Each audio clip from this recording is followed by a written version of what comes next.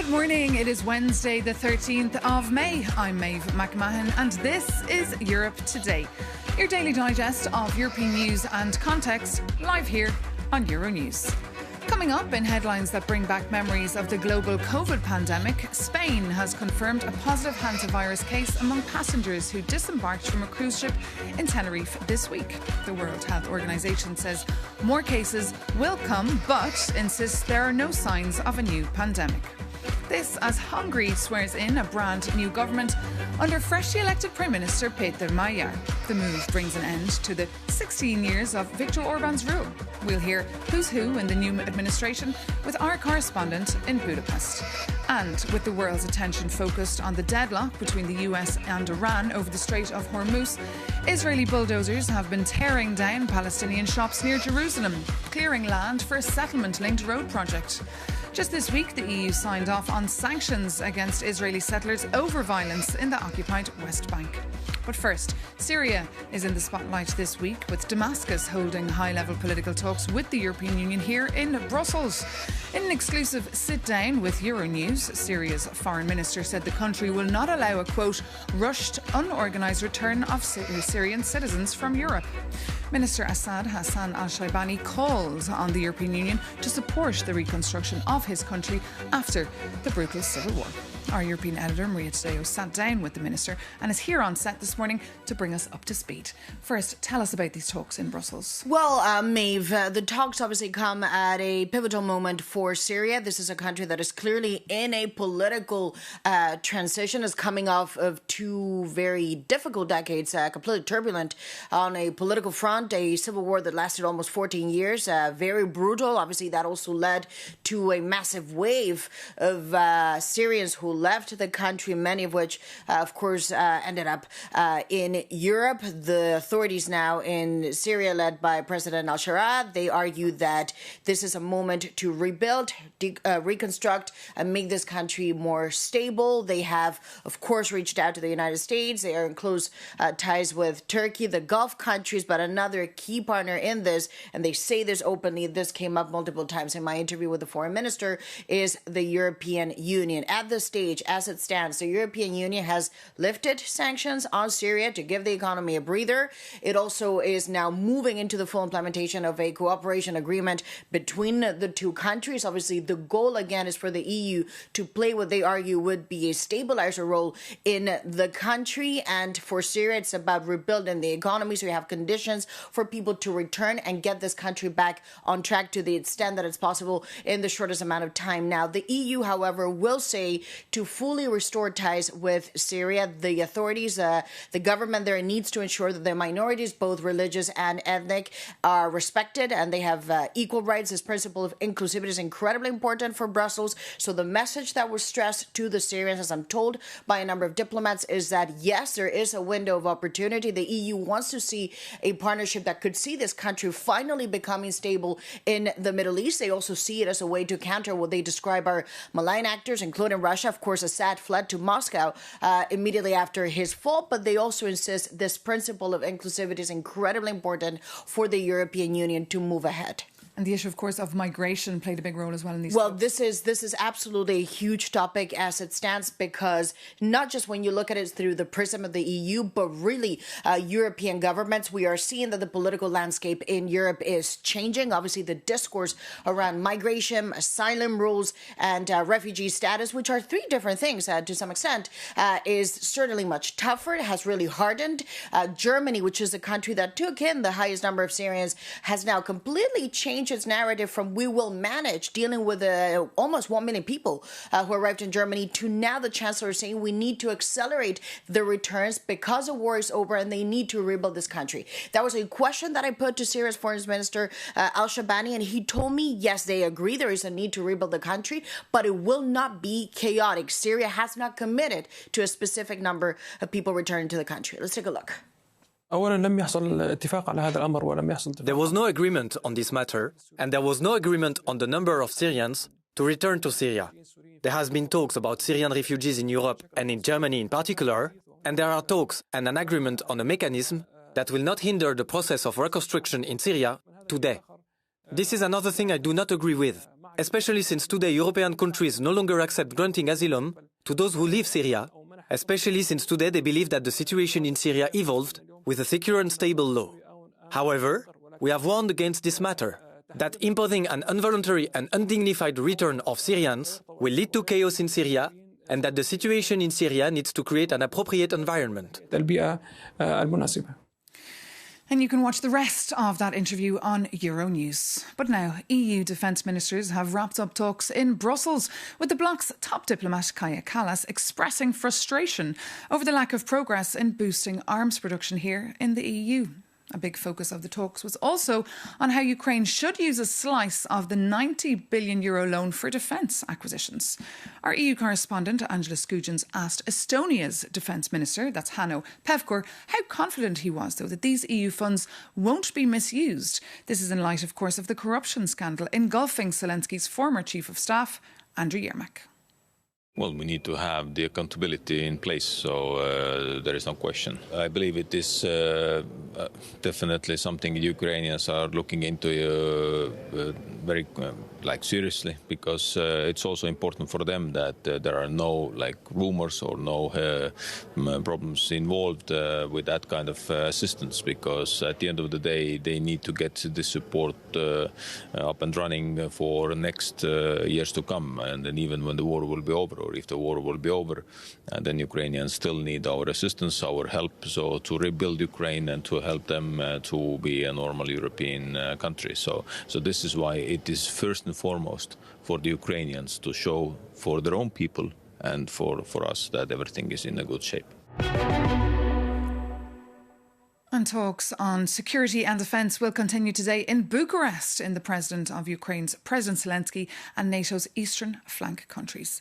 But now moving on, EU institutions are getting ready for a long bank holiday weekend here in Belgium. But it won't be relaxing, given nerves are high over President Donald Trump's big trip to China tonight.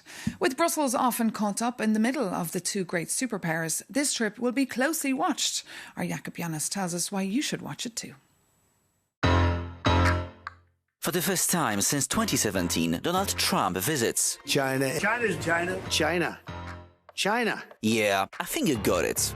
Meeting Xi Jinping to discuss Iran, nuclear weapons, trade and AI. The self-styled deal-maker arrives with a weekend hand. Because let me tell you, you don't have the cards. And between the increasingly unpopular Iran war at home and domestic courts striking down his tariffs, Trump needs a win. So your reporters started to wonder, what could this mean for Europe? Alright, first, the security bargain. Xi Jinping wants a signal that Washington is stepping back from Taiwan. And if Trump treats the island's security as a bargaining chip to secure China's help in ending the war in Iran, he might hollow out Europe's own strategic commitments in the Indo-Pacific. And Trump is also under pressure to relax chip exports controls for quick business deals. And if he trades away this edge, Washington and Beijing will set the global standards for AI alone, with Europe becoming just a rule taker, not maker. And finally, there is the trade squeeze. European firms are already struggling to compete with cheap Chinese goods at home. So if Trump relaxes tariffs, the flood of cheaper electronic vehicles and steel might result in European exporters losing their competitive advantage in the US to the same Chinese rivals that are already flooding European shores. And speaking of trade, let's not forget Trump has given the EU a deadline until the 4th of July to finalize a new US-EU trade deal or face 25% tariffs on cars. And in Brussels, the centre-right EPP group is rushing to settle, as a weekend Trump could turn his attention towards Europe next. However, socialists are standing firm, insisting that European legislation will not be shaped by threats on social media. And it's a cliché to say that the Chinese word for crisis, Wei Qi, is translated as a danger and opportunity. And while Wei is indeed danger, a better translation for Qi is a crucial point. And it seems that for Europe that crucial point is happening now. And now for the view from Australia on Trump's China trip and the freshly signed EU-Australia trade deal. I'm joined here in the studio by the Australian ambassador to the European Union and NATO, that is Mr. Angus Campbell. Good morning and welcome to Europe Today. Hi Maeve, thanks very much. Great. So as we're sitting here, President Trump is en route to China with tech leaders like Elon Musk and Tim Cook. What are you looking out for during this? Look, it's clearly a very important meeting, and it's important for the two countries, it's important for the world. A constructive relationship between China and the United States is something that I think we all hope for, and indeed there are many issues that if they work together can be of great benefit to our world. So I wish them success, and I'm very pleased, and I think that we should all be very pleased that they are talking and that a summit is occurring, and it's now up to the dialogue and what outcomes might emerge. And of course, Australia signed a massive trade deal with Brussels this very year, precisely to reduce dependencies on China for critical raw materials. Will that work, though? Look, we're delighted with the free trade agreement. The negotiations have concluded. President von der Leyen visited Australia to make the announcement with Prime Minister Albanese. The process now sees the agreement go through the ratification mechanisms. But this is a deal that's been negotiated for 10 years. Very careful, very sensitive, acknowledging concerns and interests on both sides. And I'm confident that we're seeing a balanced deal here, which is comprehensive, which is going to be of benefit to both sides. And it brings the two communities closer together. Australians trading into Europe, Europeans trading into Australia, almost all barriers and tariffs removed. It's a good deal. It's a good deal, but will it help you wean off these dependencies on China? We have a constructive and a very significant trading relationship with China, and I think that that's going to continue, but we have a diverse trading relationship across the world. So Australia trades into North America, into the ASEAN nations, to South Asia, North Asia, into Europe. We're an island continent dependent on global trade, on the rules of trade, and free trade agreements matter because they enable the prosperity for all. And defence plays a big role as well in this trade deal. Tell us more, and do Australians support the fact that you're helping Ukraine? So in parallel to the announcement of the negotiations of a free trade agreement coming to conclusion, there was also the announcement of a security and defence partnership between Australia and the EU. And that's another step forward in building a relationship across the breadth of security and defence, often in areas of hybrid or advanced technology or things that are geographically borderless. And are Australian taxpayers comfortable with this? And people are very supportive of the idea that we reach out and we build more connections with more friends on more issues, because by doing so, we are better prepared in a world that's perhaps less predictable and more complex. And with a very transactional president as well in the White House. One final question on the social media ban that the European Union wants to copy from Australia. Is it working, though? How are you enforcing it? So the social media ban is about a relationship with the large social media companies. A bipartisan parliamentary concern for the well-being of our children, and indeed the increasing evidence scientifically of that concern, and a relationship with those social media companies to see their restraint on access until the age of 16 for young people in Australia. And we think it's the right way to move, and we note that many countries are now looking at similar models. And I think it's about the effort that you apply and the effort that collectively is applied to see a change in the normative behaviour of what we understand as social media and how it might affect our kids. Indeed, it's certainly been closely watched. Ambassador Campbell, thank you so much for coming into us here on Europe Today. Thanks, mate. And now to Budapest, where Hungary's new government, led by Péter Magyar, has been officially sworn in for the next 4 years. The new Prime Minister promises to restore public trust and rebuild Hungary's international ties. For the latest, we can head straight to the Hungarian capital and bring in our correspondent, Zoltán Zibosegi. Good morning, Zoltán. Just tell us who is who in this new government and what are their first priorities? Good morning, Europe Today. So actually, this new government is really diverse. Péter Magyar promised during the campaign that nobody can be a minister who was chief politician in the last government. But actually, this promise was not fully kept because, for example, the new transport minister previously was the public transportation company's leader here in Budapest and also a far relative of Viktor Orban, while the defense minister served as chief of staff during the previous political era. The finance minister had also worked as a state of secretary in Viktor Orban's second government, but now he promises to introduce the euro around 2030.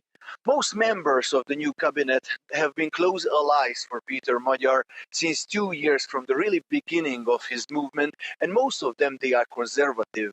One notable exception is Balint Roof, the minister leading the prime minister's office, who was a really big critic of the Orban government and a really popular podcaster. He promised the biggest investigation in Hungarian history against the corruption cases. The government also includes internationally respected business men. The new interior minister, for example, is a former leader of Decathlon, and also the economic minister was a top manager for Shell. Peter Magyar has also a small scandal because he appointed his brother-in-law as a Minister of Justice, but after seeing the public rage, he changed his mind. So the technocrat government now tries to rebuild all the international ties, same as the schools and hospitals. And first and foremost, the most important, they try to take home the 10 billion euros EU fund what was frozen. And according to our sources, it's not going to be easy. We hope that all the ministers will work with that passion how our health minister was performing his iconic dance, what was viral on the whole internet. Absolutely. That dance was something else. Zoltán Sziboshegi, thank you so much for that live update there from Budapest. Now moving on, EU ambassadors will be getting together today for the very first time to come up with a joint plan for containing the spread of the deadly Hantavirus. For an expert opinion, we can bring in now Professor Luke O'Neill from Trinity College in Dublin. Good morning, Luke O'Neill. Normally I tell my guests, lovely to have you with us, but in this case, when I see you, it's normally for bad news. But just tell us, we're hearing the World Health Organization says there's no risk to the general population and the hantavirus is not like COVID-19. What is your view here? That's exactly correct. Yeah, it's not like COVID at all. It's a different virus, different disease course. Very rare, this disease, the hantavirus causes overall, extremely rare. You know, unfortunately, of course, this outbreak on that cruise ship has happened and we need a bit of caution because it's got a high mortality is one worry. 40% people might die of this, but it's extremely rare. So it's nothing to worry about at the moment, as long as we contain it properly, of course, is the key thing. As long as we can contain it properly. But people are alarmed because the headlines are alarming, bringing us back to those days of COVID. What would your advice to people be? Don't worry at all at the moment. I mean, let's just keep an eye on it. And all the great and the good, the CDC in the US, of course, in Europe as well, our agencies are keeping a very close eye on this. I mean, clearly it's a bit scary given the level of mortality that we've seen reported. People have died of this virus. It's extremely rare. Remember, in Argentina, about 100 cases per year out of a population of about 40 million. That's how rare it is as a disease, you know. But again, it's something to watch. Our initial fear was the virus might have changed. It might have been worse. That's not the case. It's the Andes strain of Hanta, and it's been seen for years and years. So we know a fair bit about this. We do. And of course, more cases are expected after the long isolation periods. And EU ambassadors will be gathering today here in Brussels for the very first time to discuss this. But of course, as you say, it's not an emergency. But what would your advice be to those politicians in the room today? Well, one good thing is it is a real disease in South America, so we may learn more about it anyway from this incident. That might help the situation in South America where it's more common. And the second thing is, of course, we need to be a little bit cautious. You can understand why they're meeting because it's all over the media. European citizens are concerned, of course. So anything we can do to reassure people is the most important thing, I feel. And at the moment, you're right. The funny thing about this virus is it can incubate in the body for 40 days. In other words, you can catch it, no symptoms for a week or two, hence the 42-day quarantine. There's 2 Irish people, many nationalities, stuck in quarantine for the next few weeks, just in case the disease emerges. And that makes perfect sense to keep an eye on these people. OK, Professor Luke O'Neill, thank you so much for joining us and sharing your expert opinion with us here on Europe Today on Euronews. And thank you so much for tuning in, as always. For more news on the Hantavirus or any of the stories we're covering for you here, take a look at euronews.com. And you can reach out to us, of course. Drop us a line, europetoday@euronews.com. That is our email address. We love hearing from you. Take care, though, and see you soon here on Euronews.